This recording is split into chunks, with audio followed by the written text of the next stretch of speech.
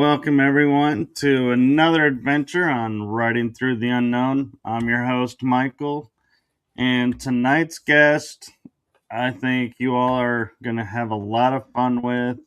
She is an amazing person with, and I don't mean person to make it sound like less than, but it's when you hear her background, you'll understand. And so she has a lot to share with us, and so I'm going to stop rambling and fumbling my words over this guest, and I'm going to turn it over to my amazing guest, the one, the only, experience extraordinaire, Madam Fiera. Hello, everyone. I'm Madam Fiera. I'm a cosmic empath psychic witch medium and long distance spiritual healer and spiritual advisor. Very cool. And so, how did all of this start for you? Like, what was your awakening moment like? Okay, so I was 5 years old and we had just moved to Rhode Island. It was my 5th birthday. It was a day right after it. I was watching this show called Sigmund and the Sea Monsters. That's really dating myself. I was so focused on it. There was a character there played by Rip Taylor, the comedian. Mm-hmm. And I was just sitting there watching intently. All of a sudden, I see this face. Rip Taylor's character actually just came out of the television screen and came right up to me. And then it just kind of turned into this being, a light being, who now is my Andromedan mentor named Madar. And I did not speak any English whatsoever. I spoke Portuguese and French fluently. And so it was just weird because I was understanding everything he said and we were speaking telepathically. I didn't know I could do that. But the minute that he came to me is what woke me up back to who I was, the Andromedan Grays hybrid. Just a lot of information started flooding to me, and it's just crazy. Because I was only 5, and I'm just like sitting there, and just like it was like he was my long lost friend. It's like we picked up where we left off, kind of thing, and it's great, a lot of overwhelming feelings, but I didn't flinch. I did not blink an eye. I just listened to everything he had to say. And he was telling me all about my spiritual talents and what my mission is, my purpose, and stuff like that. So I'm curious, and I feel like I would be miffed if I didn't ask this. At 5 years old, finding out your mission is to be like an ambassador, how do you process that, and what does that do to you? How did I process it? I just took it all in, and it's like, okay, I'm ready. I'm just like, I was guided by my spirit guides. I think my whole life, since I was born, it all started in Canada. And my parents would just leave me there. There were no laws that you couldn't leave your kids alone or anything. And they went to work, and I was left in a playpen.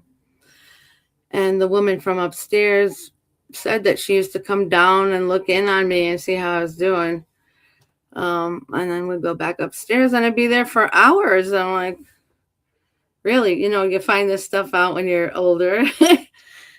And so my guides were always like watching over me. But during that time, the Greys were around. A lot more UFO sightings in the 1950s, 1960s.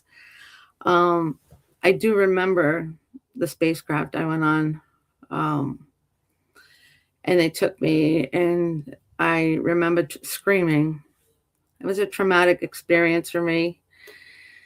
And they put a tracker in my brain and a tracker in my spine. And that was later found as an adult in MRIs that I had done because I had injured my back at work so much. So is it still in you, or did they remove Yeah. it? No, no, they never removed it. It's too risky to do any kind of surgery. They won't do any surgeries on me at all. Not even a total knee replacement that I need. That's why I had to retire at a younger age. But, So do you think having this experience when you were 5 really like opened you up, and the fact that you were left on your own,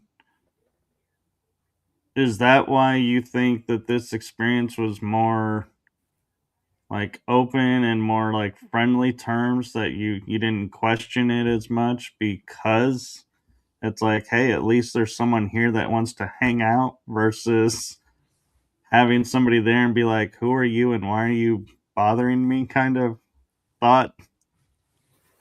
well, yeah, I was led by divine guidance my whole life. I never lost my spiritual sight. I've been seeing in 3D, 5D, or whatever form they want to show themselves.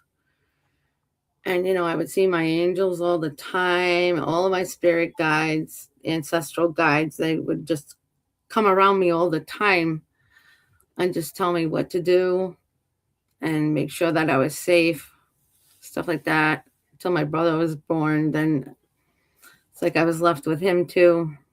Wash him, dry him, feed him, and prick my fingers on the safety pins and dress them and put them on my back and run a mile with them on my back and my backpack and drop them off to my grandmother's. And then I would run to school every day. We didn't have snow days back then or anything.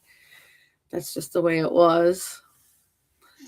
But I always, like, if I felt like I was in trouble, if I was lost or whatever, I didn't have to go anywhere. I would just talk out loud. They hear me. They show up in front of me every night. They gather around me.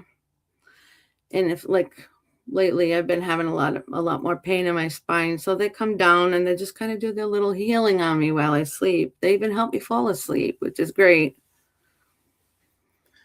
That's really cool. And my experience with being awakened at a young age, school kind of was like a 50-50, depending on the day, what, of how interactions were going to be. What did you have the same thing where kids would tease you or kind of look at you differently, or did they just accept you as you are and that was that?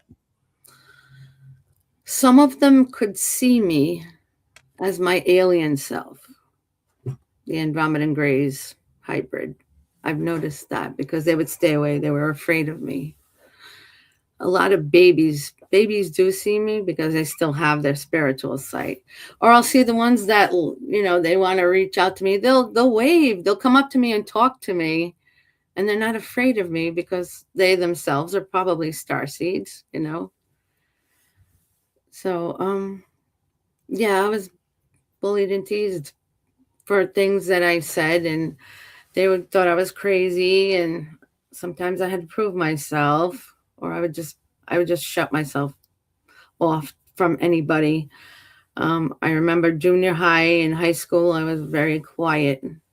I wouldn't talk to anybody because they thought I was a quack. Yeah, that seems to be a common thing for a lot of the star seeds that I talk with, is like me especially. It's like high school.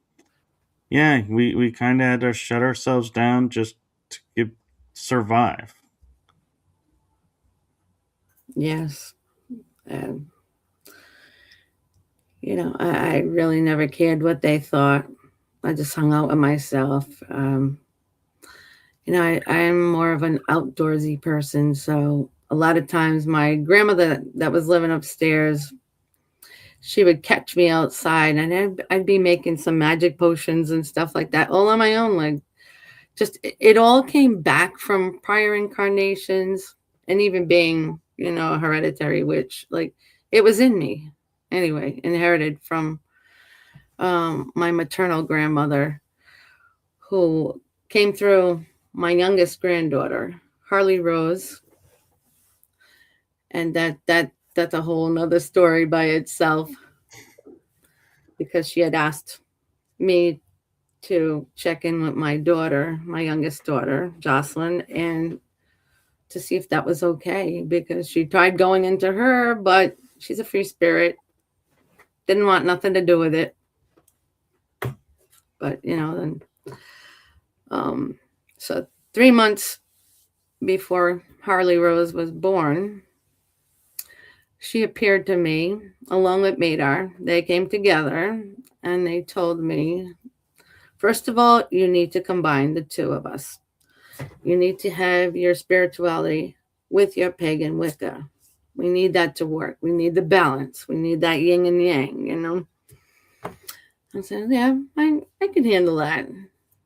I can make it work.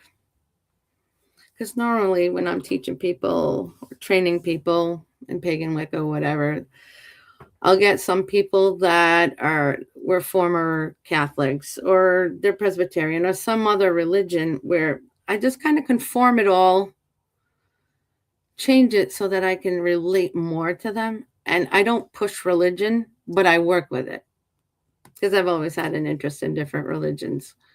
I like to see how the human collective is in those particular situations or their education. Once in a while you'll have this one woman just stopped at our house like a couple days ago, and my granddaughter's looking at me like, why are they here in front of our house? I don't know them. Do you know? I don't know them. They came right up to me with their paper, like Jesus loves you kind of stuff. I'm like, no, thank you. I'm pagan Wiccan. Have you read the Bible? I said, well, do you know who wrote the Bible? The Bibles, the original Bible was made by the mystics, the seers, the psychics. That's who wrote those. And it's been changed a million times. So Yeah. Yeah, and it's been,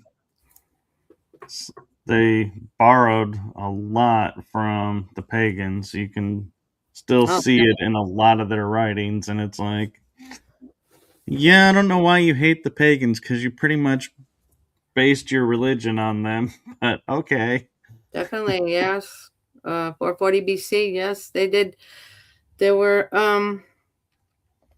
it was a whole coliseum of these Roman men that were voted in, and 100 men that actually had to pick and choose what they wanted to take from us, our Esbats, our Sabbats, our holidays and stuff. They've taken the rituals of ringing the bell and the incense and all that stuff, and the singing, of course, chanting. I mean, they just changed the names. So, oh yeah, and I was talking about Harley Rose that 3 months before, but like sometimes I get sidetracked. So when my daughter was in the labor room, and my grandmother popped up again, and she's like, ask Jocelyn if she's ready for this. Is she ready for me to come into the baby? And then I asked my daughter, and she said yes. So all of a sudden, the doctor comes running in, and the nurses, I don't know if they saw something on monitors out in the hallway or whatever. And then the doctor says, all right, Jocelyn, you ready for this baby? And she says, yes, let's do it. And then he put his hand out, and the baby already had her head out. So it took her like about 2 pushes, and she got her right out. Wow. And like we were all excited and crying and everything. And when I held that baby, I was in the labor room with her. She grabbed onto my crystals. She grabbed onto them, letting me know, she's confirming and validating it is her. It's really my grandmother. You know what I mean? And every single time, like they were living here for a little bit. And every time I held her or watched her, whatever, again, she'd grab on just to let me know, hey, I'm still here. I'm not going anywhere, which is great. And if you talk to her today, at 2 years old, she has a little Portuguese accent to her. She'll say, she reminds me of my mother with broken English, that you pick it up on me kind of thing. It's the cutest little thing. She's super, super advanced. I knew that she would be. She was a pagan gypsy witch, and she had a PhD. She was a doctor. She traveled around different countries, and she gave away all her kids to family and friends. And like I had a hell of a time trying to find them, the family, because I didn't have the right last names, surnames, whatever. So it's like I keep digging because my mother, I don't know, she didn't want me to have that connection. And my mother and I were disconnected, sort of like, but we would watch out for each other, give each other like a care package or whatever kind of thing. But, she never said she loved me or anything like that, but would express those feelings with my kids or grandkids. It was a different time. I think it was just because she was raised that way without the love. She was pulled out of school at 9 years old and put into the fields to work. And she was raised by her godmother from birth. So I didn't really get to know her godmother or anything. I met my grandmother one time. She wanted me, she always wanted to connect with me. She wanted me to know who she was. So when I met her, I just looked at her and she looked at me and we smiled because we could read each other's energy. I knew who she was. I knew all about her and she knew all about me. She knew I was gifted. And every time she tried to get close to me, my mother wouldn't allow that. She would step in. Later, after my mom passed away, going on 13 years this year, well, back then, right after the funeral, it's like I was going through her paperwork, her box of letters and things, and I found the picture from my grandmother. And on the back in Portuguese writing, it says that this is a remembrance of me. I wanted you to know who I was, kind of thing. I'm like, well, funny you should say that because I've always known who you were and what you were about. You know, Yeah. it's just crazy the different things that happen to us along our, you would think, even growing up as a child, I always thought that everybody else had the same gifts as I did, that, we were all very magical. But, the more I talked to the kids, and I was like a tomboy for a while, and they liked hanging out, and they would teach me to speak English and stuff like that. And, oh, yeah, those were the good old days. I actually, I had a very, a soprano voice. And when I sang, I was in the chorus at 5 years old, and I got to sing at Rhode Island College. I had to do a solo by myself on My Country 'Tis of Thee, which was pretty cool. It Yeah. didn't bother me then to be in front of an audience for some reason. I don't know, must be the Leo in me. Um, yeah, I don't know. Things just change so fast. Time is going by way too fast. In a blink of an eye, here it is. It's like almost Friday again. It's like where did this week go? Like, I was I that know. busy? Like, I'm home. I'm not even working, and the time is just flying by. And then I start to think back. This is it. This is what Madar was talking about all along. This is the pinnacle point of your life. So things have to speed up a little bit faster. All this stuff going on with the UFOs, the UAPs, the reptilians. I had to battle them a couple times, and it's not easy. It really isn't. Um, After 50 years, I had gotten this an Andromedan golden shield given to me by my Andromedan family, and so I make sure that it's on me when I lay down to go to sleep. It's spiritual, obviously, Right. but I picture myself as fully having it on And that energy of white light, you always have to protect yourself. I do have crystals around in the rooms and stuff, and just for extra protection. I mean, whatever beings pop up, they will try to attack. People like me, psychic mediums especially, they like to go after them. They know how to push your buttons. They know how to make you freak out, and they'll just take advantage of that, especially when you try to trance. You know. Right. Right. So Um, I have a curious question around Madar, and that is, you talk about him being a mentor and that he's always been around and guiding you. Is he soul family? Like, is he related through your Andromedan blood or yes. energy? And Okay. well, he's told me at about 4 million years ago. This is my last mission, and I've been around that long. Many, many, many incarnations, timelines, etc., etc. I was supposedly his wife. And so we've always had that love connection. So he's always been around.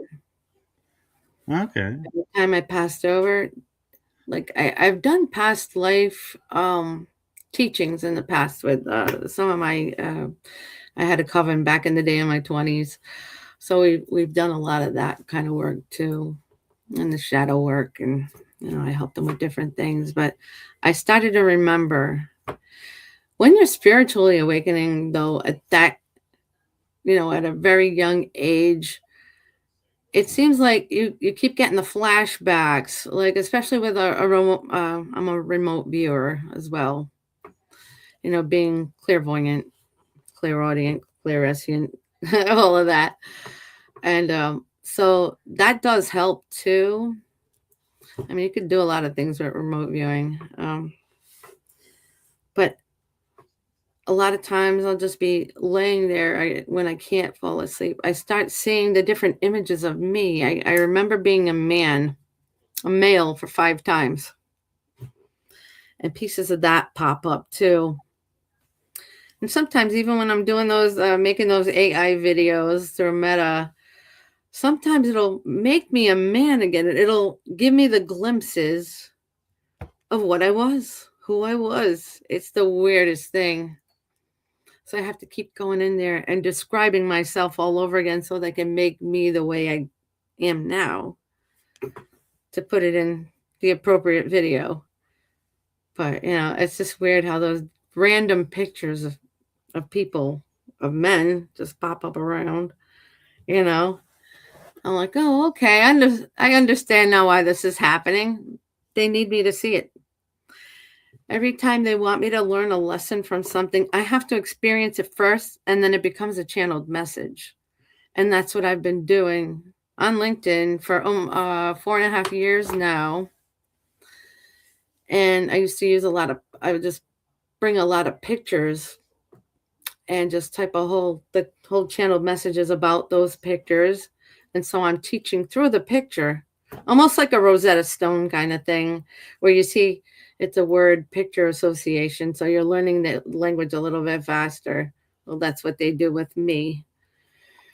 And so then I started making these videos. I would just type in what it was, what happened, or what they did to me that would bring about this other picture and turn it into a video, which is also helpful. Yeah, my last one was about manifestation and how I just, your brain only believes in the now. So it doesn't matter if it's true or not. You keep telling yourself, I am rich now. I am full of abundance now. I'm a very successful businessman or whatever. It can be anything. And just keep telling yourself out loud. I do this during showers. It's a lot easier to remember to do that. And your brain believes it. So it brings it to you. You're getting that divine connection from the universe. The universe always has your back, and it's always going to put you in that right path, and your guides are going to keep you on the right path. And then we get into numerology, that kind of thing. You'll see it. I don't know. I don't think that everybody's spiritually awakened yet. But one way to find out or to realize when the doctor would say you have tinnitus, the ringing in the ear, constant ringing, but it's not like that where it's on and off. You'll hear a high pitched frequency sound in one of your ears, and it's always the same ear, and it's usually the left ear, unless you have like some kind of hearing problem in that ear. But that's the way that our angels communicate with us, and also through the synchronicity of numbers on license plates, bulletin boards, on receipts, anywhere you can find numbers. That's your spiritual message. They all numbers have meanings, and you can easily look that up on Google search and all that, until you get to know the numbers really well. But, that's a whole other topic. It's interesting you talk about the tone because yesterday there was like 2 or 3 times during the day I would hear this tone in one ear, and I would look because I have 2 dogs living with me, and they would not be acting like they're hearing anything or not responding at all. But I'm like, I'm hearing this tone and trying to figure out where it's coming from because I'm like, it's not a like beep beep. I mean, it was a long tone for like a minute or two. And I was like, how are you guys not hearing this? And why are you not reacting to this? It's like, I'm hearing this. And you supposedly have better hearing than I do. Yep. But you can know it's your angels trying to communicate with you. And what's good to do is have a notebook nearby or a dream journal, whatever you keep, and just write down the exact time that you hear it. That's your spiritual message right there. Those numbers. I never thought about that. Mm-hmm. I always thought it was trying to get my attention, and so then I would say, "Now you have my attention," and I'd be like, "Well, what's the message?" and just wait to hear it. Because they deal strictly with numbers, they can't show it to you any other way. It would be your other guides that would pop in with maybe images in your head if you're able to see them at all. Some kids never lose their spiritual sight. And I say, yeah, if you don't use it, you do lose it. After 10 years old, that's what it seems like, with all the kids that I've spoken to, and my kids and family and all. So, yeah, they're always trying to get a hold of your attention somehow. So they might pop up. You might be seeing these cars with these plates, and they'll still say the same numbers in front of you. You'll see 555 a million times a day, or 111, kind of thing. Well, the fives pop up a lot because that's like a lot of um, grandeur, kind of like transformations, all this greatness coming to you, all these wonderful opportunities, and a lot of changes in your life. That'll pop up a lot. When you see all the ones, a lot of people talk about the 1111, which is, the twin flames. But it also has to do with opportunities, new careers, new jobs, new home, new travel, anything new, exciting news, leadership, they have very specific meanings to each number. That's really cool. And I know we talked about this a little bit ago, and it was in the middle of a story, so I didn't want to interrupt the story. But what was it like battling the reptilians? Um, I thought it was going to be harder than it was because I'm fighting off these, well, they have demonic presence, and they came at me. And at one point, let's see, back in 2018, I was having an EEG, EKG done to see if I had paroxysmal AFib. And so I was hooked up to, I have all these wires on my head, and I had a little box that kept track of my heart and everything. And I believe that's the first time I really battled them. I was actually, this office was where my bedroom was, and they had a lot of cameras on me. They were watching for that, any other like seizures or whatever. So I had to wear it for 3 days.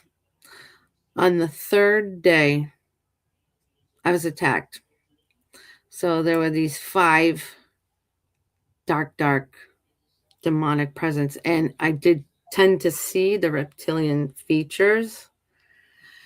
And one of them said to me, "This is the day you're going to die. You're going to die right now, today." And as soon as I heard that, I started yanking all the wires off me. I was trying to pull, and at the same time, I was yanked and thrown back into my bed. So my spirit team, it was my mother mostly, and my spirit team were around, and they just pulled me out and they disappeared. And I woke up, and it was so weird. I don't know how to explain this, because it's like somebody snapped their fingers. I was still in the same room. I didn't go anywhere. And like, I'm looking at myself, I'm pushing the button on the little monitor, a little machine thing on me. And I was just letting them know that something happened and I didn't know what was going on. But when they resulted that, it went onto a DVD, which I'm still trying to get my hands on. Mind you, we're in 2026. I asked my neurologist for this. And he said it showed up as 5 full-blown seizures. That's what it showed up as. I was having grand mal seizures. Meanwhile, I know what was really happening. I was being attacked. And if it weren't for my spirit team and Madar, oh my God, I don't know where I'd be today. Probably not talking to you and everybody, you know. That's freaky, but it's stuff like that. And they tried again to get to me. Probably earlier this year. Yeah, it was in January. And they just kind of, the closer they got to me, the stronger I was. So they kind of started backing off. It's been about 4 times now that the Greys have come through the house again. Since like middle of last year, they come through a lot. And every time they do, I put my hand up and I say no, because I'm not ready for this. I don't want it to happen again. I start thinking back to when I was traumatized as a baby, and I just say no. But at one point, there were the little ones that came. There were 3. And when I did stop them, then I started getting a rush of information. It's like, those were your kids. I had miscarriages, and at one they took them. They put me through this trance or some kind of thing where they just had to put me out, put me to sleep, and they took it from me. So those were the children that were coming back to see their mother. Crazy as it sounds, that's happened to a lot of people that have been the abductions, by the Greys. Actually, it doesn't sound crazy to me at all. Yeah. I've had a guest that she wrote a book about how she would be pregnant and a few months into it go and go for her checkup, and they're like, "Why are you here? You're not pregnant anymore. Exactly. You don't even show you were ever pregnant." Yeah, And that's crazy. Yeah, it's just unbelievable. I don't even know why they do that, but I know they're working on adding to their race because they don't have a soul. So that's why they're a dying breed. So that's why they take the humans so much. Even the hybrids. I think at some point they just stopped. They would take me and they'd look at me and just return me right away because they realize I'm a half and half breed. You know what I mean? Yeah. Even though I got my tracker on me, they know. And even if you look outside my house, you'll see up in the sky, you'll see there's about like I don't know, I counted about 18 of them the other day, but they're in triangular form. They just, three in a row of UAPs and they're all around the house. That's a protection sign, the triangles, especially in palmistry. But I know that they're out there. I'm always doing the videos too. I'm posting them, and they don't want me to do videos, but I want the human collective to see what's really happening. I need them to believe this. I need them to see this. 'Cause I know the scientists don't really believe in that. Doctors too. They're still saying no. We don't have any. There's no such thing, But I know the truth. Right. I speak the truth. All right. And so, does Madar introduce you to other beings out there, or? Yes. Well, there's a natural portal here coming through the roof, through my office and down into the closet behind me. I have met tons of them. They had told me I was a multi-dimensional interpreter, and I have gone before the Galactic Federation, and I know I'm an ambassador for them. And he takes me up there once in a while. And so I'll get to meet the different kinds of beings. And I know I accidentally kind of pissed off one of them that came in one time.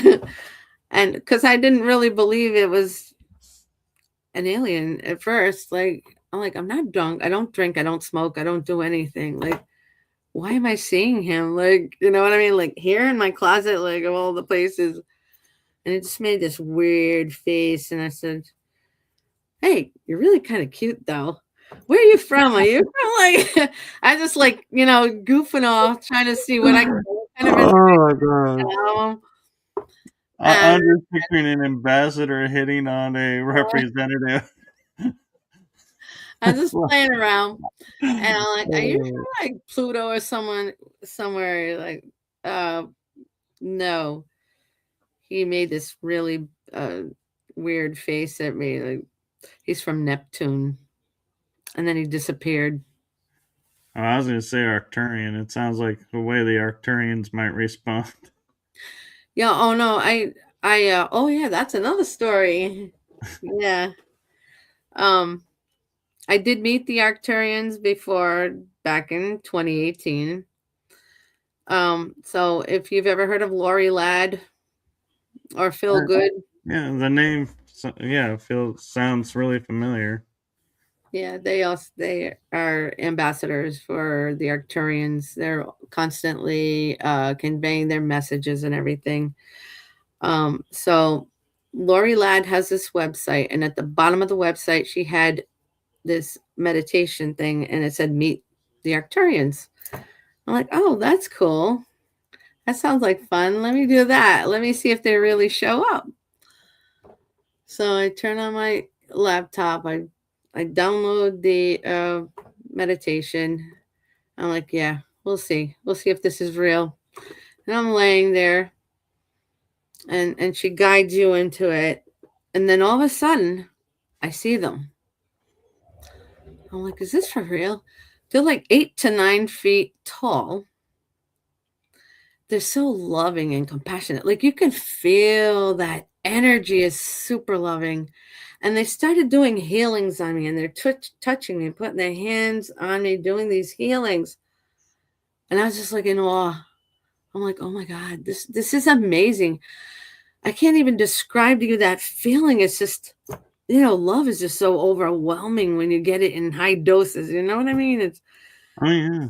like, here I am. I never thought that could have happened, but it was real. It was all real. I'm like, this woman is not a fake. you know, and it's just amazing just to meet them. And when it was over and the meditation ended and then my screen went blank, all of a sudden, Madar comes running in. He bolts down the hallway and he told me, "You're not Arcturian." He had never told me I was Andromedan until that year. And I just sat there and I cried. I'm like, "I'm Andromedan? Oh my God. Like, why didn't you tell me?" He said, "Because you're not listening. You're not listening." Because back in when the day that he woke me up spiritually, like I said, "What do I call you? How do I get your attention?" It's like, "Call me the Sandman." That's what he said. So every Yeah. time I heard that, the Sandman and that song, Mr. Sandman, Bring Me a Dream, that Right. I'm like, oh, that's where they get it from. It was just, I'm like, oh my God, this is great. I'm Andromedan and Grace. Hey, this is amazing. I had to do some more posts about that, but I was on other social media, and people thought I was wacky. I even got into the other, the IMVU Second Life. Those ones Oh where yeah. you get the different avatars. They're cartoony, and I try to reach out to people. Ask if they wanted me to do a reading. They're like, they take off because they think I'm going to charge money. I was doing everything for free for 50 years. I never charged anything.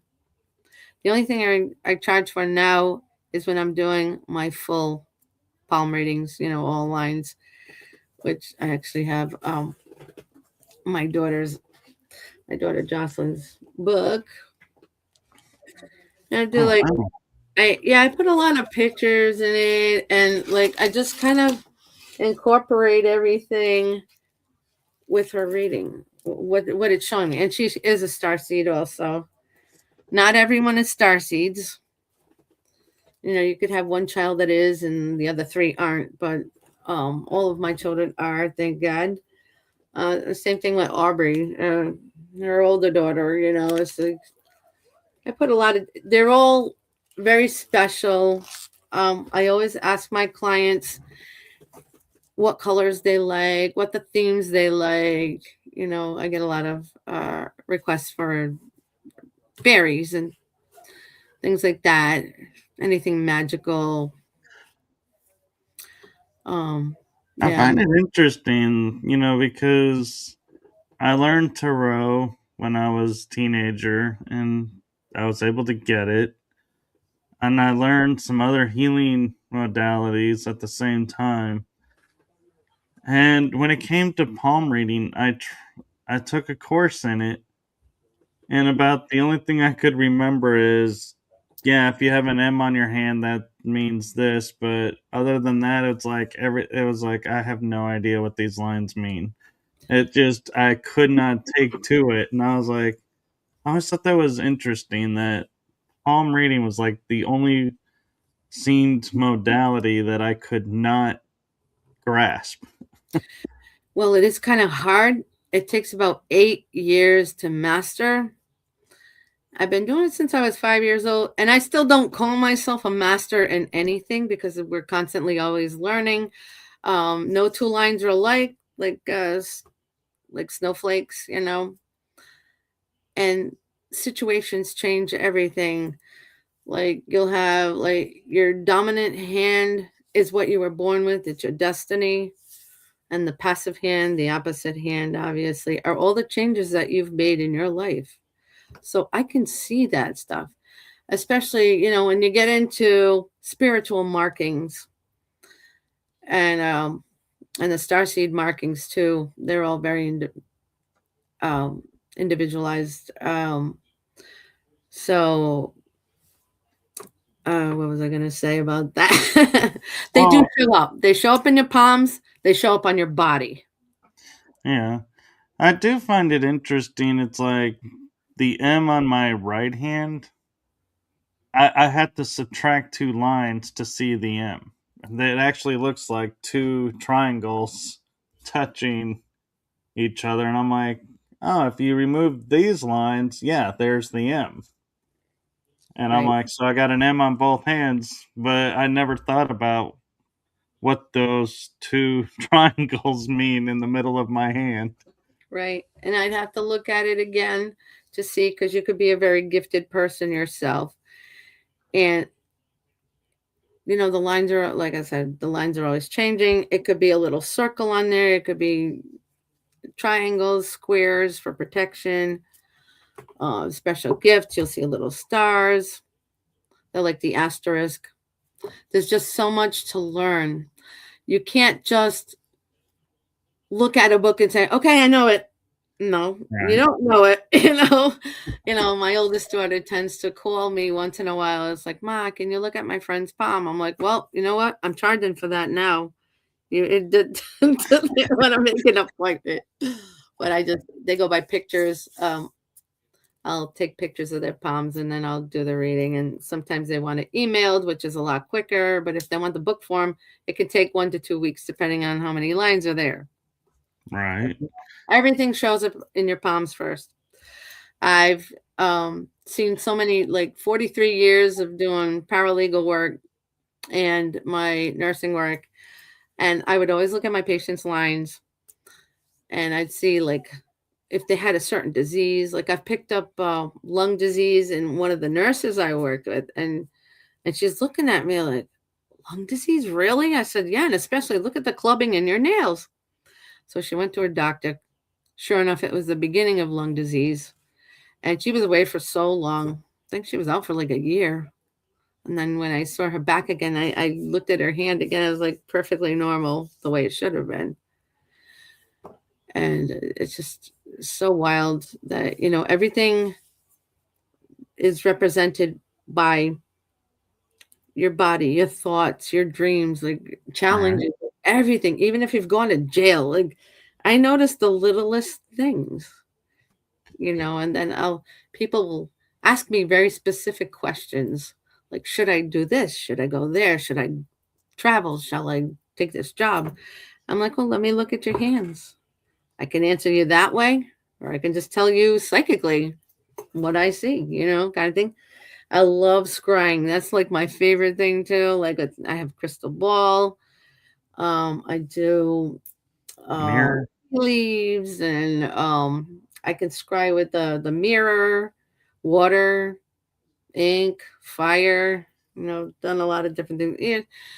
The one thing about scrying is pretty cool that children all seem to do it, because you look up at the sky, you're looking at the clouds, and they look like something.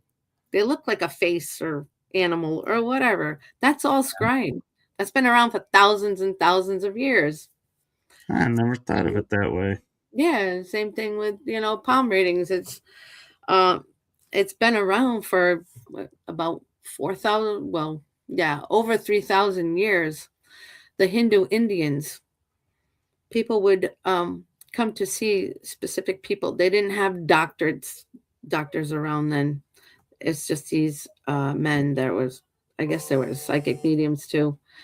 Um, but they were spiritually talented. They knew how to read the lines on the hands, and people would go there to see, hey, what can I do? How can I get better? How can I heal from this? So they'd either do spiritual healings on them, or they would give them different tinctures or scrubs or whatever to do, or soaps that they made back then. But that's how it all started, really, just looking into hands. I'll have some people that are very, very Catholic, Christian, and they won't let me look at their hand. They say it's in the Bible, it's bad, it's witchcraft, it's this, it's that. I'm like, well, it's been around for thousands of years. I don't, you know, you don't want me to see it? That's fine. That's okay. Yeah. One thing I will say though that I find interesting is like if you hold the hand where it's like kind of like you're holding a cup, like cupping motion, there are certain lines that'll start to appear, and then when you hold the palm flat, those disappear, and it's like, oh. And so, do those count as lines or Yes, they do. okay? Especially if you put your two hands together, and you'll see a big these lines connect. That whole line. Yeah, it's a whole nother set of talents because I have to look at every tiny little line that connects to those specific lines that'll have a different meaning for someone else. You know what I mean? Like I said, no two lines are alike. So when you say like putting the hands together and you can see the lines connect and everything, and it's like holding a book, I've often heard that expression, I can read you like a book. Is that where that comes from? I believe so. I've heard that too. Definitely. Yeah, there's a lot of information in books on palm readings, but I think when you get into the nitty gritty of it, you can't put it all down there. But they start off with teaching you with curvatures, squares, the different symbols and things like that, and how you put it together, how you read it. Yeah, but it does take a lot of practice though. It can be draining at times too, if everybody wants it done at the same time, but just I'm like, here, take a number. Let me write you down my book. Next. Yeah. Now, when you talk about scrying, I've experienced mirror ball and the mirror, or crystal ball, I mean, and mirror. I get that, and I'm imagining fire is when you're looking at the flames and you can see stuff in the flames. I've done that. But Mhm. water, I've never heard of scrying with water. That's how I tell people to do this first before they decide to invest in a big old crystal ball, where they would take a lead crystal cup and fill it 3/4 of the way up with water. Light a little tea light candle or regular candle, whatever you want. I usually say a white candle for peace. And so this is how they would train. They would look into the water every day, spend like, up to 20 minutes just gazing at the water. You never want to stare at the water. You could say a prayer or something, while you're doing it, whatever, but you just think of something, ask a question. And eventually, when you get really good at it, you're going to see clouds in there in the water, and you'll ask a question. It'll either come up for positive or negative, and it's going to go back down, or it'll stay neutral in the middle, meaning it's a maybe. But it all starts with that. You want to practice on something like that before you go gazing into a big old expensive crystal ball. Water is probably the easiest thing to work with. Yeah, I find that, interesting because, like, I was at a fire pit at a conference last July, and we all were sitting there and just like we're chatting, and all suddenly a couple of us were like, "Hey, look! It looks like there's a guy dancing in the fire. Oh, look! There's this in the fire." And we were like instantly like looking at the fire and going, "Oh!" And we even were like recording it on our phones and going, "Look at this! You could see this on the phone. Look at what it picked up. That there's this, and that." And we're like, and I never thought of it as scrying.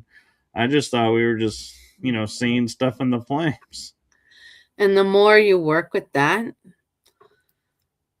then you start to eventually see like your spirit guides, spirit animals, all different animals pop up. They're giving you their specific spiritual message through that.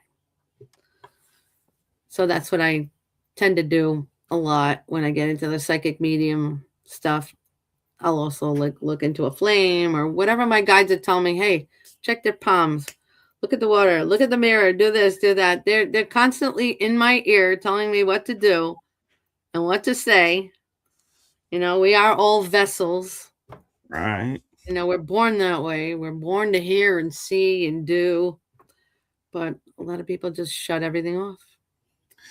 And the other method that I've had somebody on and they kind of talked about, but I still have a hard time wrapping my head around, is reading the tea leaves. Because it's like, I've heard the process where you put a little bit of water in and you put the leaves in and then you You make the drink and tea. you You don't flip. have to And drink it.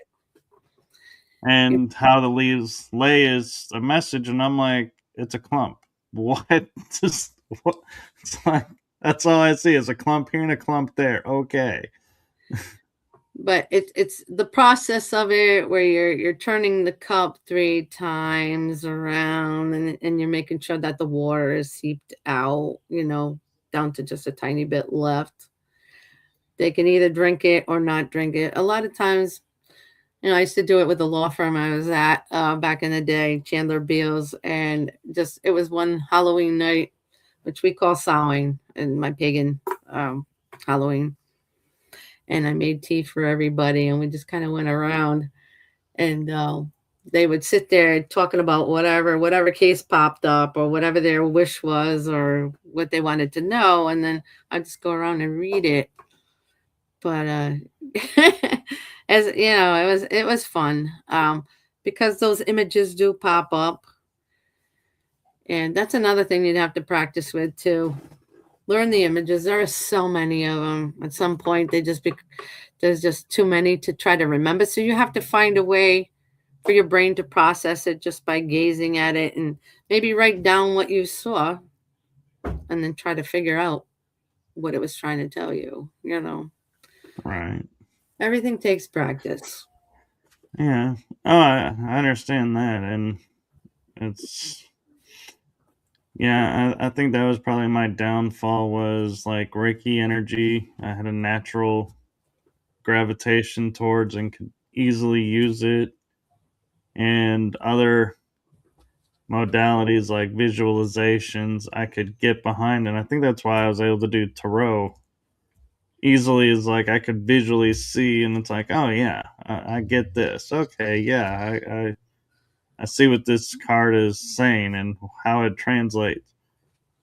But then it was like palmistry. I was like, nope, it's not really natural coming to me. So yeah, that's probably why I was like, yeah, this isn't for me. Because I was like, I was in that mode of if it ain't easy, I ain't doing. Yeah, you have to really want to devote yourself to it. It's definitely its own religion, kind of thing. You got to really be devoted Yeah. to Do learning. I'm kind of curious, talking about like star seeds, hybrids, and little attributes like that come through. I wonder at times, how like I can pick up dowsing rods and they will work right away for me. And then I'll see people will pick them up and they're struggling to get them to respond. Yeah, I don't And use them at all. or, like tarot, reading the tarot or, other things. I often wonder if that those devices register, hey, your star seed. Okay, we connect. We're done. We're good right away. Um, I wouldn't say that. There's a lot of spiritual people that have a higher frequency, so they're able to use these things. But like I said, yeah, not everybody's a star seed, and star seeds are from other planetary systems, star systems, other galaxies, and there are a lot of Earth-born star seeds that I've run into too. But the Andromedans, there's only 1% of us here on Earth, and we just keep coming back. But like I said, this is my last mission. So whatever I do now in this lifetime, it has to count. And yeah, Octurians is only like, I believe it's 3%, but I seem to find tons of other different ones, and it's just like, oh, it's wild. These are people that definitely stick out. When you see them, their energy gives off that starseed image. Just the way they handle themselves, the way they talk to people. Just, yeah, I could tell you other stories, but I'd be going on forever about them. There's too many different breeds. No, yeah, no, I get that, and I was just curious if it was like something in the energy that they easily use certain devices just because of the energy versus. having that doubt. It's like something in you overrides that doubt. Definitely, it's your vibration. Definitely your vibration. What I've noticed is people that smoke, drink, they have bad habits, they have very low vibrational frequencies. They can't make anything work. That dowsing rod would not work for them at all. I say it's Yeah. definitely the vibration. You have to be at the highest vibrational frequency. And I find it kind of interesting because like I'm a hybrid. I know I am. I got different star seed in me, but it's like I hear people like say like, oh, if you drink, you can't do this, and I'm like, and so I'll be like, really, and I'll go and I'll have like a dark beer, and I'm like, and I'll go to use it, and I'm like, it seems to be working just fine, and I'm like, You're okay, not a drunk. You're then not like you're not a drunk or anything. no, All right. Maybe yeah, a glass of wine once in a while or a beer here and there, but not, these people that are doing it every day, all day long, yeah. really abusing Well, it. I found out in talking to a medium that I was like, they were channeling my guides, and I was like, I asked him, I was like, how come I can sit there and have like 3 beers that are really high volume alcohol and feel like all I've had is water? And then they go, well, we don't want you drunk. We don't want you affected by the alcohol, so you're not affected by it. I was like, oh. I was like, well, in that case, I'll just random. I rarely drink now because I'm like, well, there's no point. I was like, if I'm never gonna experience this, why put a lot of money into it? It's like I'll have one here and I'll have one there, but yeah, and so, but I think it's also though my mindset is I'm not the type of mindset of going, oh, so you're going to tell me you're going to keep me from, so let me get a 12 pack and down it all at once and prove how good you really are. I'm like, no, I just am like, well, thank you for that. Okay. And move on. And your guides are still going to pop up behind you. They're still going to want to give us their message to Yeah. pass on to you, kind of thing. Just because you drank doesn't mean they're not going to come out. They're going to say something. They might give you a warning or something. Or But like a they're look. always around. They don't go away. That is heaven.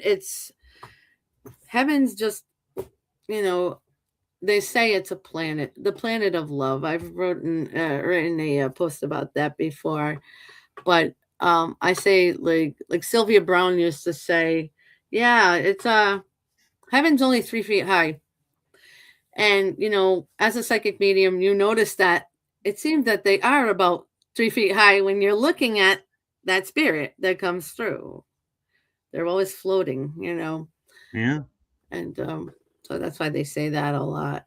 But definitely, if there's a problem, like even my husband actually had his hip surgery, and he had physical therapy come in, and one of the woman that came in, she was just sitting there going over things, and then I just kind of mentioned, oh, excuse me for a second, I just wanted to mention your father has a message for you. And she sat there and she cried, and I was just telling her how proud he was of her for what she was doing and the degrees she's gotten and how she's helping people. And he saw that I could see him. That's why he did that. He brought it to my All right. attention. Just, get her attention, let her know. There's a lot of crazy things that have happened to me. Oh my God. Like, even like, I hate being interrupted when I'm doing something. Like, I was outside mowing the lawn years ago, and that's one of my stress relievers. I like pushing the lawnmower.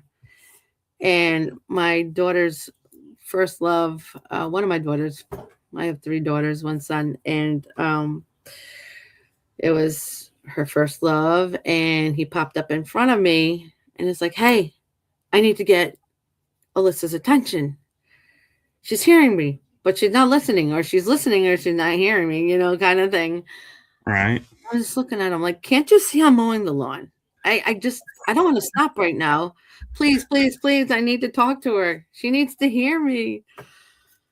I'm like, really? Really? Right now? Right in the middle of all of this? Like, do you understand how this affects me emotionally? And like, I hate it, can't stand it. And then he just started telling me all these intimate things. And my jaw dropped. I'm like, are you kidding me? Okay. All right. All right. Since you're not You going to realize stop, you're talking to Mama Bear. You I sure you text want to my be going daughter. there? Yeah. I text my daughter. I told her everything that he said. And he's like, oh my God, really? He really wants to talk to me that bad? I'm like, yeah. He knows that I can see him. So he had to come bug me while I was cutting the grass. So a couple days went by. She calls me, Ma, I found the perfect way to connect with Ryan. And this is great. It works. I'm like, okay, what is it? Pandora. I'm like, you're kidding. Pandora. I've never used Pandora for anything. I'm more of a Spotify girl. I love Spotify. But I'm like, yeah, how do you do that? I was like, well, I ask him a question and I turn it on. I'll ask him to respond to me. And he picks up a song. A song pops up. The lyrics pop up. And it's exactly what he's trying to tell me. I'm like, really? It's just like, yeah, all day long we talk like this. I'll say, Ryan, okay, well, what else is going on? How are you doing out there? That kind of thing. Yeah. This music keeps popping up. These lyrics keep popping up. I'm like, yeah, all right, fine. Sure, whatever you say. All right, I got to go. We'll talk later. And so there I am. I'm listening to heavy metal. That's the only thing I ever listen to most of the time, 99% of the time. And I was doing dishes and I had the music on. All of a sudden, this song comes on next. It was called Madre Naturale, which is Spanish for natural mother. And I started crying because that's my mother coming through. She's letting me know that, yes, it does work. We'll come up through any which means we have just to get your attention, just like the angels, bringing out those high pitched frequency sounds in your ear. It's like, wake up. We've been trying to communicate with you for a long time, and we're going to keep hounding you until you know exactly what we want you to do. Right. Listen, write down that time, write down those numbers wherever you see them. That's how we connect with you. Yeah, I like how like I can be listening to a song and I'll crank it up because I'm like, I really like this song, and then a few minutes later I'll flip channels and the song will come on again, and I'm like, nah, move on. And I'm like, I really do like that song, but and sometimes I'll go, well, I just heard it, so I don't want to hear it again. But other times I'm like, I don't know. Was it just for that moment that I was like really into the song and it had a purpose? And then the next time I Always. heard it, message was delivered, so I lost interest in the song and moved on. And one of the things that my parents always thought that was kind of funny about me was I would grow up and I would naturally go to like either 80s music or the golden oldies, like the 60s 50s. I'm like, oh man, you put those on, and I would be entertained and just sitting there enjoying the songs. But it's like, yeah, nowadays it's like, yeah, every once in a while I like to put on the 60s, and my parents are like, why do you have an affinity to the 60s? You weren't even around yet. I was like, I know, I just do. Probably reminded you of past lives. Yeah, like I would connect that with I would listen to these things. My father had huge collections of, vinyl and when he left when I was 17, so it was a really sad time. It was close to Christmas time. So I would find that music somewhere or buy the vinyl or whatever, just to remember those feelings, the Yeah. feeling and the connectedness that we had because we were so close. Yeah. What's kind of funny about that is like my mom passed in April, and being metaphysical, I mourn the physicality, but I still talk with her and everything. And I was looking at Amazon and I was like going through my wish list because I was like, well, I'm going to order a book. And I'm the type of person, I'm like, if I order one thing, I'm going to, scan through the list that I have and make the order worthwhile, not just Exactly. one thing here, one thing there. And I saw that I had earmarked a movie that we liked on Hallmark. And we listened to it because of one song at the very end of the movie. It was like the whole point of the movie. And it was kind of comical as it's been in there for like 4 years, this movie. And I looked at it and I saw it and I was like, put it in the cart. And I got it. And I'm like, I have it set on my shelf. And I'm like, this Christmas, whether it's on TV or not, I am watching that movie. That's it. And so it's like, and my mom would always say to me, you buy all these movies and, do you really watch them? I'm like, yeah, I do, actually. I will find myself going like, I need to laugh. Well, I'll go find a comedy that I have and put it in, and I'll be laughing for a while watching this. And I'm like, cool. And when I find it on TV, I'm like, I'll record it on TV, even if I had the DVD and watch, and but it was interesting. And I always would have like sci-fi space movies. Oh, me too. And one of my guides goes, and I said, I find it interesting that if you ask me genre, I can't say this is my genre, but I have movies about it, but not all of them. Some of them I just don't. And they go, well, the movies and the TV shows that you watch and you go back and watch is because those are your story. Definitely. Now, the stuff that you see and you don't go back and watch, yeah, that's entertainment for you. And I'm like, interesting. And I went back and now it's like I'm starting to piece things together and I'm like, oh my God, I now understand what they were talking about. And I'm understanding these shows much different than I did when I first watched them. Right. You're interpreting it a little bit different, a different perspective. Yeah. Exactly it. The universe is always sending you signals. They might repeat something, a few times until you understand, hey, it's for you. Yeah. Listen. And and one of my favorites was I would watch this one sci-fi show in the 70s, and it was about this race of humans that were living in deep space, and there were 12 colonies, and all the colonies are kind of named after our zodiac. And I was like, I thought, okay, that's kind of cool. And it kind of glanced over me when I first watched it, what the mission of the show was. Well, then I was talking with someone and they're like, yeah, there's all these cultures and, it's like there's 12 of these, 12 of these. And I'm like, there was a show that I watched that had 12 in it. And what was that?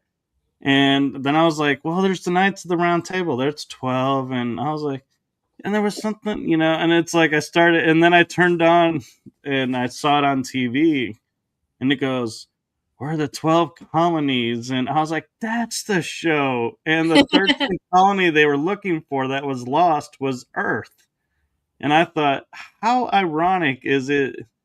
We are, isolated ourselves from the galactic, and here the galactic isolated themselves from us.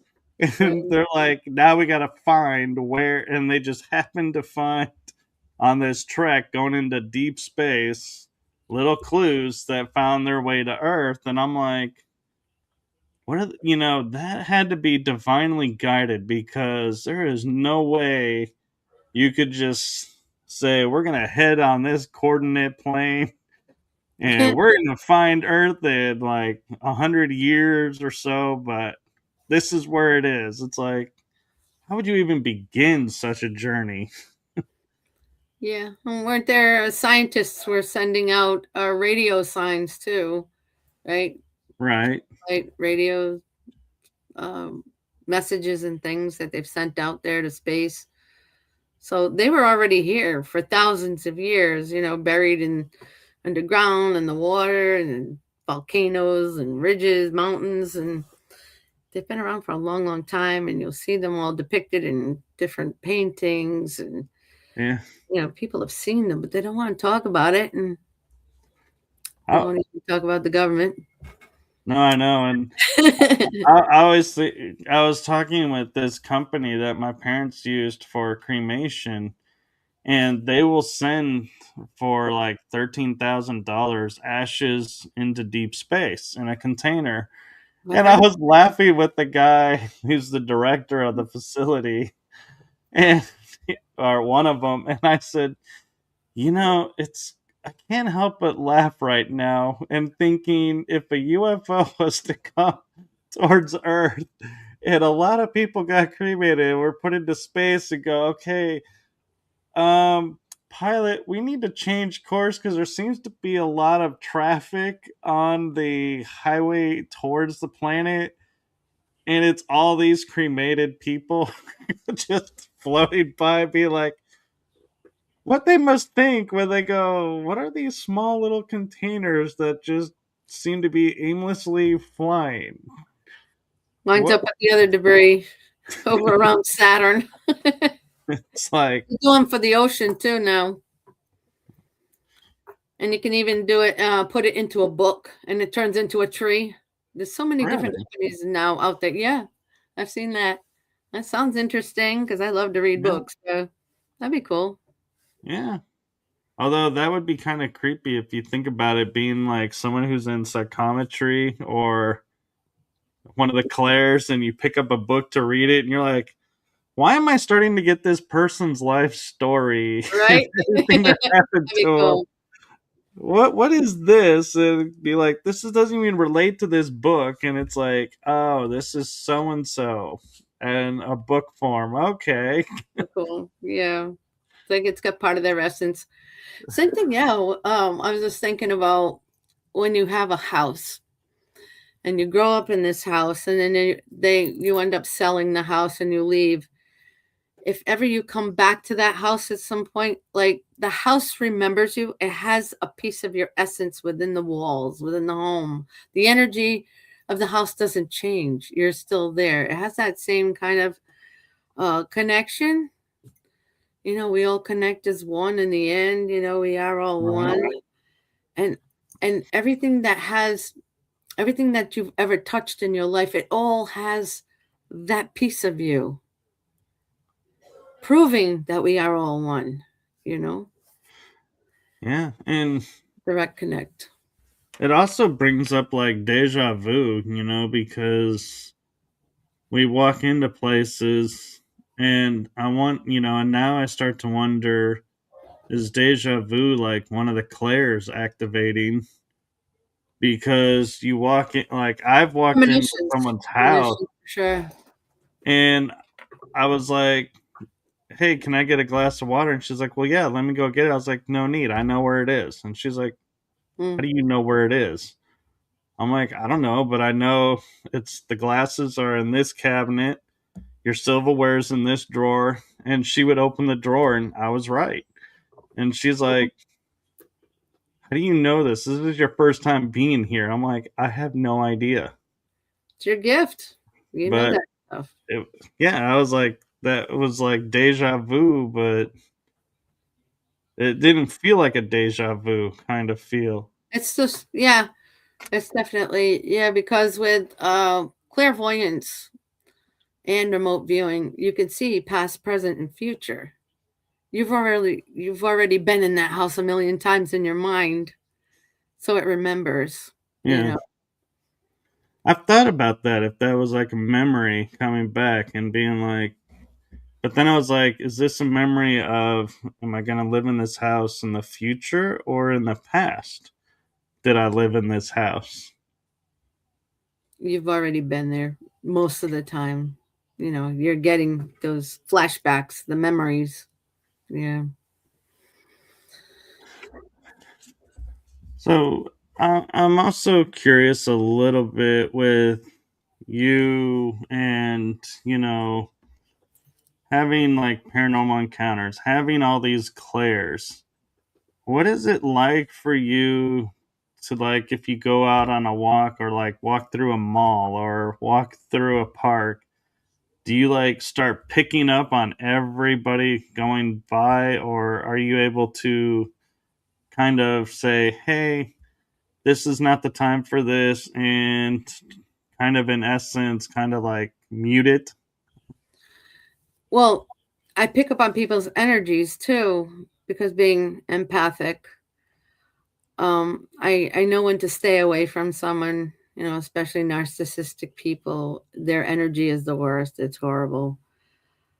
Um, yeah, but people like us, yeah, with the clairs, with the remote viewing, it's even like I'll be laying down or listening to music, especially I can hear like my favorite band singing, but I actually see them with remote viewing. I see them. I see their mouths moving. I see them singing and dancing or whatever, presenting themselves. And that's what's cool about remote viewing because it's like you could be talking to someone and it's like you have this little television screen on your right side and you see what's going on. So you're able to tell the person if you're doing a reading, especially you can tell them what's going on right now, past, present, future, what happened. You can get a feel of that, what the situation is, and you can let them know what's going on. You can warn them, that can happen anywhere. You could be walking through the mall, you could be just notice something and it's like, hey, I know that this is going to happen or that's going to fall or whatever. Someone's going to run up behind me. Like I'm always expecting something to happen, you know? It's different in the office. The office is like the abyss. You never know what's going to happen, what's going to fly at you, like especially with that door that opened earlier.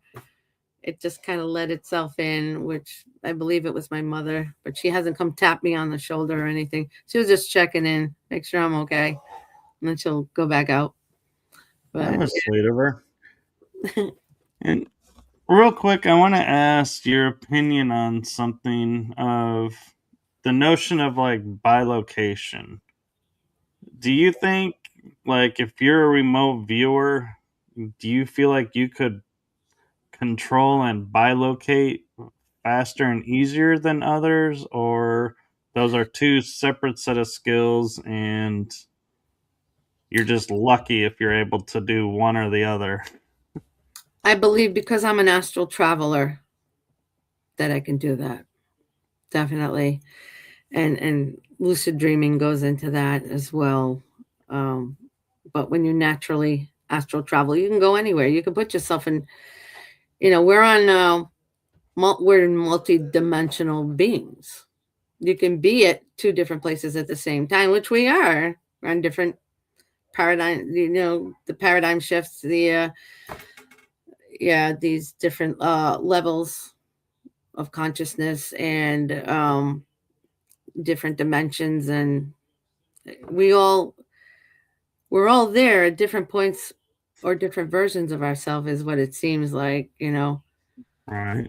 different dimensions. And but I think that with remote viewing and clairvoyance and stuff, we're able to do it a little bit easier. I just think because we do it naturally, like when I lay down, go to sleep, and I astral travel like right away.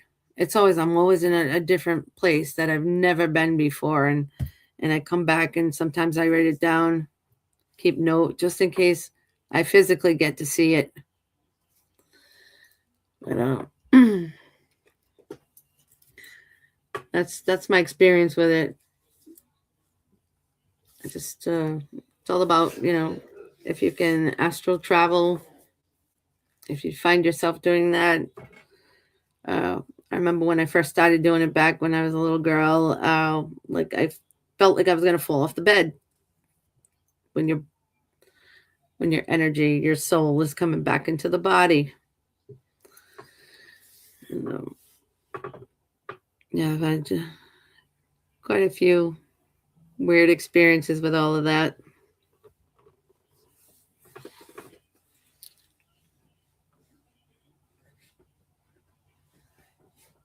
Does anybody have any other questions or anything or comments?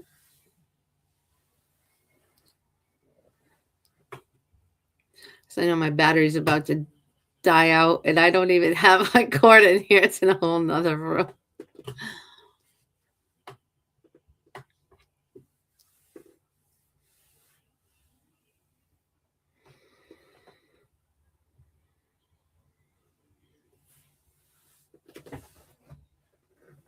Okay, that was just totally bizarre. What happened? So there was a flash on the side of my, like, over here when you first started talking about it, and then I saw your screen go like it was closed, like you left and came right back in. But I was And here I all was along. like, okay, so the spirits are doing something, and then all of a suddenly it goes, something went wrong. We can't connect. And I was like, okay, spirit, stop messing with the feed right now, please.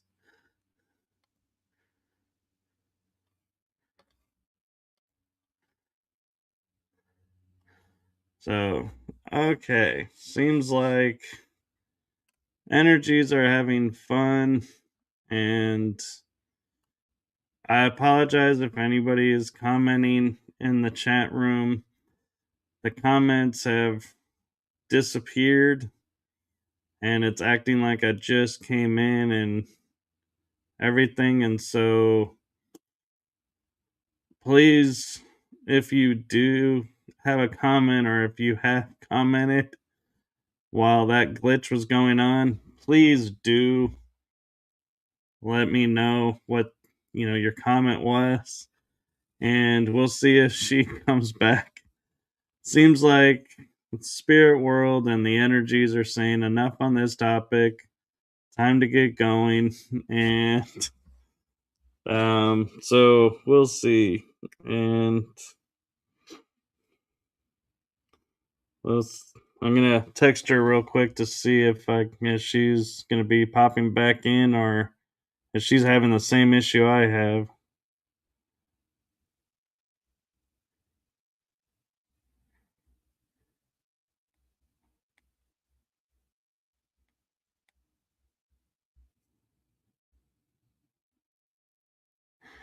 But so thank you all for watching this episode, staying with us, and I hope that you all enjoyed this conversation, and thank you so much for joining us on this Thursday evening episode. Oh, here she comes in. I had to go on my phone. I had to run for the I charged this, fully charged my laptop before I went on it. I can't believe that died on me like that. Yeah. It usually lasts a long time. Like I can use it for days. That's nuts. And so I asked everyone because the chat room disappeared. I lost all the chats that they're Oh asked god. any questions or anything. And Jasmine Silviera on LinkedIn actually is asking, is that what happens when you are dreaming and shake out of your dream like you are actually falling asleep? Yeah, that's all part of the astral traveling. Yeah, that is my cousin, by the way. Oh, well, there you go. We connected through ancestry DNA. That Yep. is really cool. Yeah, I've known her for a few months now. I did her palm reading too in a book form. She likes it now. Her son wants it done too. 10-year-old. So No, that's really cool that, Ancestry is doing that for you guys and you're able to connect after all this time. I reach out. I can read their energies, so I start messaging people like, or I'll see the like Andromedan signs or starseed signs on their face or something. Usually comes in as like triangles, triangle, like birthmarks, or squares. You can see it on their arms. We do have another question that came in, but I don't know. Do you have time to answer this question? It is SYL Cola 457 is asking, how can I learn to astral travel? I've done some posts on that too. Like I said, it starts with lucid dreaming. If they want to reach out to me, I can give you my email and I can, Mhm. maybe send them some instructions. A lot of times I do send free instructions on different things, you know. Um, Madam Fiera at gmail.com. Uh, I believe that's in the description, but let me put it on here real quick in the comments just in case. Madam Fiera at gmail.com, right? Yes. Okay. And I think she was saying her name is pronounced Sylvia. And she said, "Oh, yes, please." And so here Great. you all go. Here is the email address.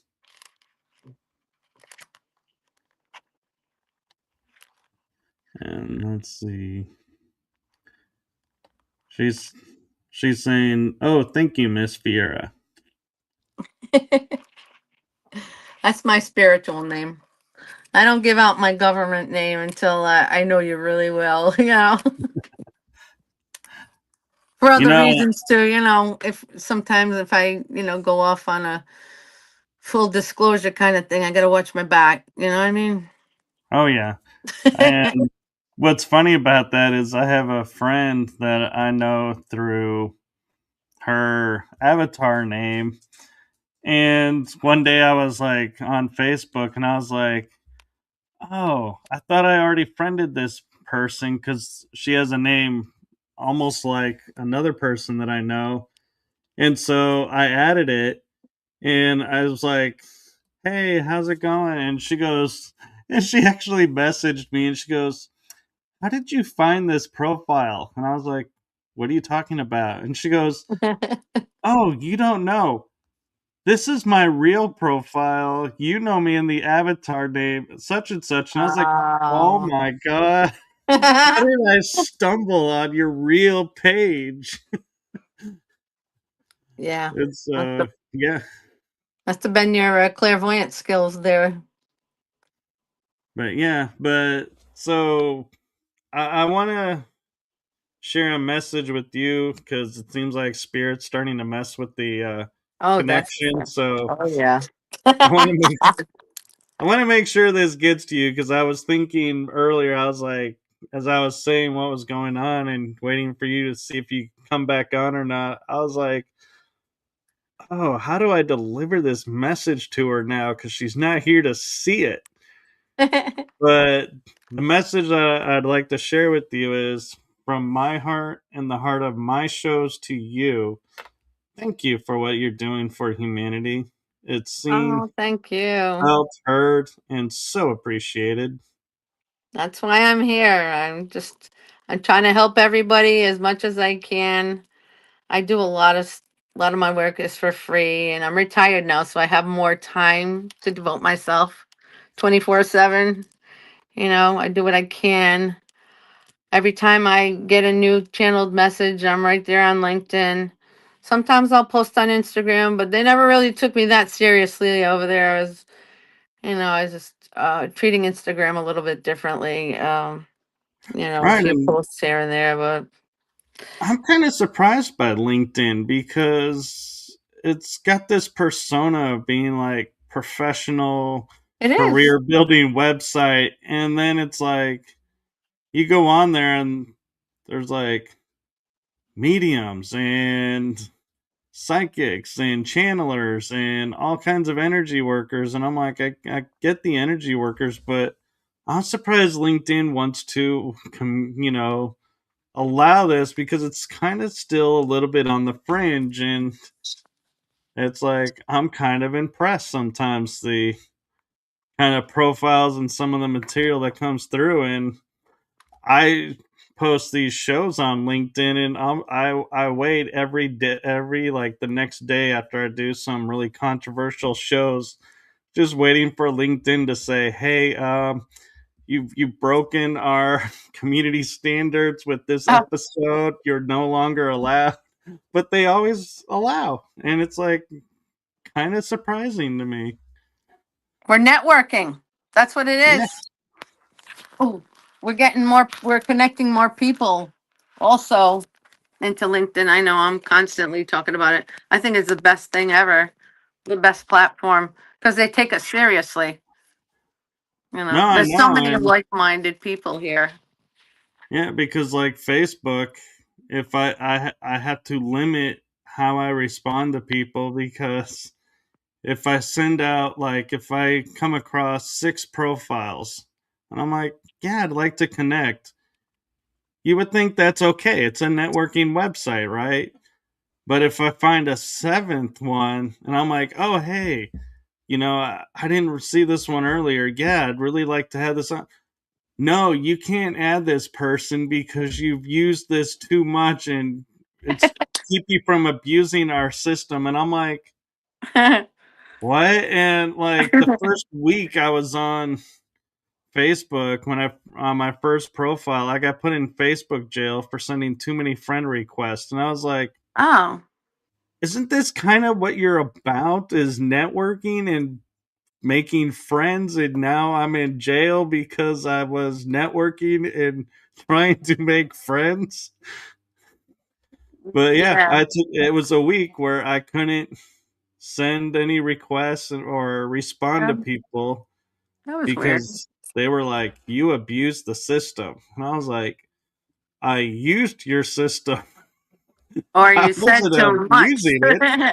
Yeah, I was like, I didn't realize. And so now I get like restricted, like for sometimes 24 hours because I added too many people or too many comments. And I had to private message 2 people because I went to say thank you for them saying happy birthday to me.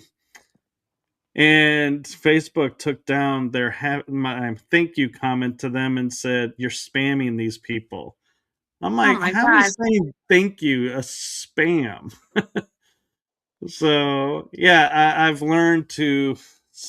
It's like I may get 30 comments about something to a post, and I'll respond to like 10, and then the next day I'll go to the next 10, and the next day the next 10, and it's like, and if more come in, I'm like, okay, I can't respond to everybody because I don't want it to start getting called as spam because I'm responding to you all as soon as you message me. So, yeah. So, I didn't to be even honest, realize. I know I have a feeling though it's because this is my second profile that they're watching and they don't like when I'm posting, so they're trying to make it more difficult. Censorship, yeah. Yeah. They're like not outwardly doing it, they're like underhandedly doing it by going, well, he left because he just said it was too hard to use and we don't know why. It's like, oh no, I'm not giving you that satisfaction. I'm like, I will leave when you deactivate my profile. Sounds like being TikTok when I got banned. You post the wrong thing. You can't post yourself working out like it's almost like a half dressed. Can't wear like a sports bra and like sweatpants. Like you can't have no skin showing. They ban you. Not anymore. But here on LinkedIn, it's all fine. Like TikTok, no, Oh they no, banned me. TikTok. I see videos Go all the ahead. time of women working out or guys working out, and they're in their little gym suits, Really? Hmm. and it's like it'll be like a small clip of one person, and then it'll be another clip of another person, and another clip of another person, all in one video. And that's probably how they're getting away with it. It's not one person for the whole time; it's a series of people, and it's yeah. And I will agree, it is unreal sometimes what you have to go through, and like I can post reels, but then like the next day it'll say like, nope, we can't upload this reel. I'm like, I've been uploading this reel for like a month now. Nothing's different. And trying to get professional monetize mode, they'll be like, well, you got to post a reel once this week. And I'm like, well, I can't because you won't allow me to. So, you know, I don't know what you want me to do with that. So, oh well. And now I can't, now they've made it to where I can't even see what I'm supposed to do in a week for Oh being no. monetized and stuff. They're like, you have done 0% of what you're supposed to do this week. I'm like, Oh my god. well, that's because I can only see 0% of what I'm supposed to do right now. It used to be like 30 posts, and I'm like, okay, I have a week to make 30 posts. I can do that. Is it like controlled But by AI or anything? oh yeah, Like an automatic Autobots? Like, Meta controls Facebook now, and they control Instagram oh, and WhatsApp, goodness. and so yeah.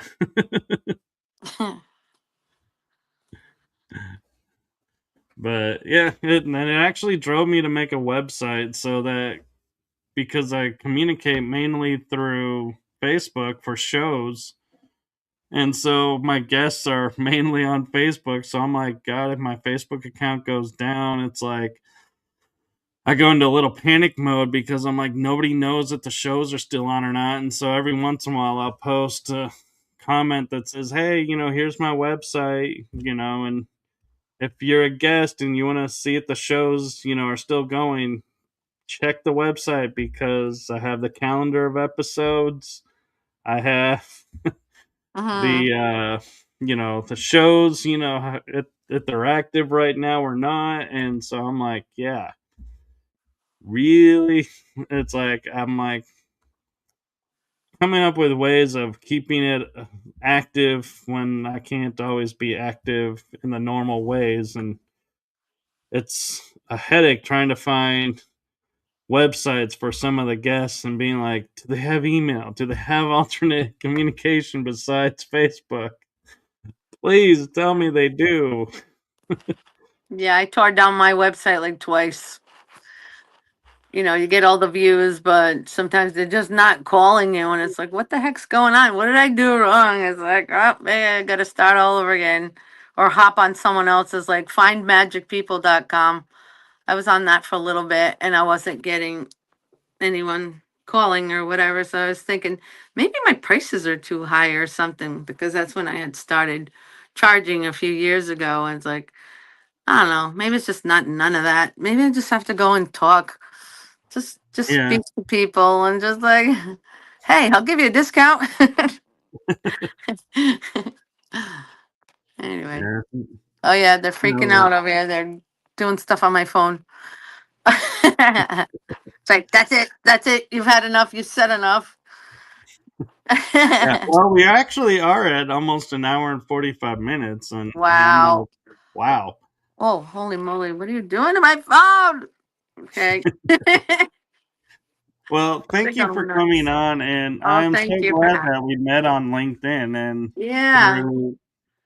And Thank for you so some of much. you also who may be watching, we met on LinkedIn, and we also, I think around the same time, met on 5D Healerverse. So shout out to Trish and her group, and to Hi, LinkedIn. sister.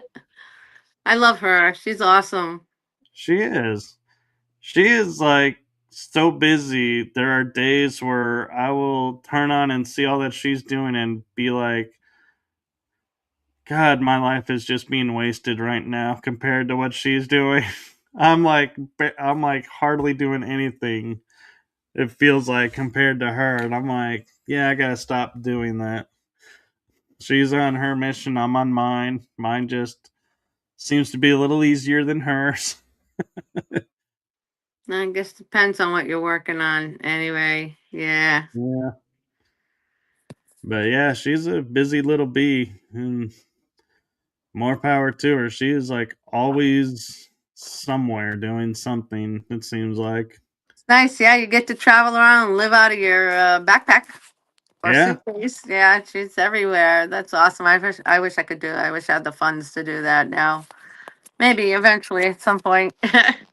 I thought about that, but then I was like, it's like the fame. When people are like, I want to be famous, it's like, have you talked to a famous person? Because I think if you do that, you'll change your story because it's like famous people, they're always having somebody watching them. They're always like their whole life is being scrutinized now. And Yeah, it's like, paparazzi. you really want that? And it's like, well, no. I'm like, yeah, so don't go the fame route then. Yeah, I am related to someone famous too. But yeah, we don't really communicate too much, and because she's always on the go, always doing something. So Yeah, and I kind of like having privacy, and I don't need my whole life put up on splattered out there. screen or Definitely.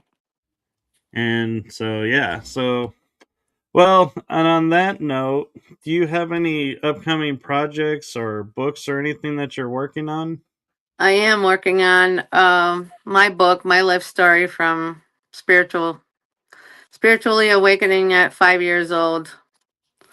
Convos with Madar, a starseed memoir. That's what I'm calling it. So I got to get to writing a little bit faster and using that word to text mode. Oh You can yeah. use. That's what's great with AI, where you can like read out everything you've written, and then it'll get saved in there, so you can just basically copy and paste and put it into Google Docs. That would be a lot easier. It has a word count in it and everything. You only need 40,000 words for a novel, you know? That's Yeah, I know. all. What I do actually with my books is I use Word because if you self-publish through Amazon, they prefer Word document or PDF. And so I'm like, okay, so and I know the book is going to be 9 by 6 or 6 by 9, however those margins are for the books. So I Yeah. preset the Word document to that size. So then I'll just type into it everything that I'm thinking about or wanting to put in the book. And then it's like, I know from the first book that I published, if I want a hard copy, I need 80 pages. Paperback is like 24 pages, and ebook, I think, is whatever, pretty much whatever you want. They don't care on the ebook side of it, but it's like, yeah, and so I do that to kind of set my mindset. So I'm like, okay, this is a book. This is how this is gonna work. And I've never been able to get the page numbering to work because it always wants to do the title page as page one. I'm like, that's not page one. Page one is the first chapter. But it will, and so this book that I'm working on right now, I'm like, I'm just doing the chapters, and then I'm gonna upload and probably put into a new Word doc and have the cover and everything on it, and see if it'll maintain that page number. If it alters it, I'll be like, oh, I can't do page numbering. But yeah, because people ask me like, "Hey, what page is this on?" I'm like, I don't know. it's it's in this chapter. It was in this part of the book. It's I think towards the middle. Because it's not easy to write a book actually, as it No, seems. not at all. Except for children's books. You only need like 120 words. Yeah, but a I lot draw of my own. pictures. I like drawing my own illustrations too. I wrote a book, Nana's Angel in the Sky, but I haven't published it yet. So I'm thinking of self-publishing. The fees aren't So as high. Well, actually, there is no fees on Amazon, but the reason I went with self publishing, actually, to be honest, is I didn't want a publishing company to read it and be like, okay, this editor is going to edit your material and make it sellable. And I'm like, well, that sounds all nice and dandy, but that editor doesn't know me. And so this is my story. You could do it yourself. Yeah. So I was like, I'd rather do it myself and get it published than somebody who starts chopping up the book and taking out parts. And I'm like, no, that part has to stay in because that's the key to this entire part. That's right. That's And your energy put in there. You know yeah, what you want that book to reflect. That is a reflection of yourself, that yeah, you're sharing. And it just has to be. Uh, yeah. I was blessed that I found a friend who edited my first four books, and she did the illustrations for them, and she knew me from watching shows, so she knew what I was talking about and what I was working around. So it's like, yeah, she wasn't tearing it up and like losing parts. It was more just making it sound more fluid. And then my mom did one of the books, and I was like, okay, yeah, that was cool. And she for sure would not chop up my story because she lived it too. And she was like, yep, gotta leave this in, gotta leave this in. yeah, because someday one of your books can become someone's survival manual. That's what I I plan know. to do with my book. I just want them to understand the different things that can come at you, that can happen. You're not expecting it. I want to warn people. That's usually what I do with readings too. It's always the warnings that come up. I do the remote viewing first. I go into a trance and I do that and I let them know what's going on right now. The situation now. Is that what you were asking me about? That's it. That's your answer right there, kind of thing. So, Yeah. oh, Well, thank you, and thank you for coming on and sharing, and thank your you. story and trusting me to be a podcast to come on because I know not all podcast hosts are the same, and so thank you for trusting me and coming on. Thank you. It's been a pleasure. Lots of fun, Yeah, always. and Oh, we'll just have to send have me you back on. emails. I'll be here. We'll have to have you back on again. I'd love that. That'd be great. Well, and thank you to everyone in the chat room. And again, apologies if I missed someone's comment or question because of the glitch that we had. Not my fault, I promise. I didn't do it on purpose. No, they're just very playful in here in this room. Oh my God.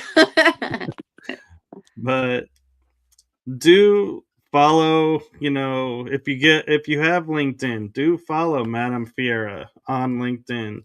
She does post a lot of great material on there. All And channeled messages. I'm on there as well with Yep. shows and promoting shows, and so that's mainly what I do on there. But do like, subscribe, and follow along with the shows, so because you never know, when we're going to be popping up again. And so, with that, I'm going to say goodnight to everyone. Have a wonderful week, and before I do that, I had to line up where the outro was because I was like, oh yeah, it's not set up like it was before because I had to reopen the program. So got it all set up now. So thank you, everyone. Thank you. Thank you. Peace, love, and light. Yes. Love you all. Blessed be. Good night, everyone. Night.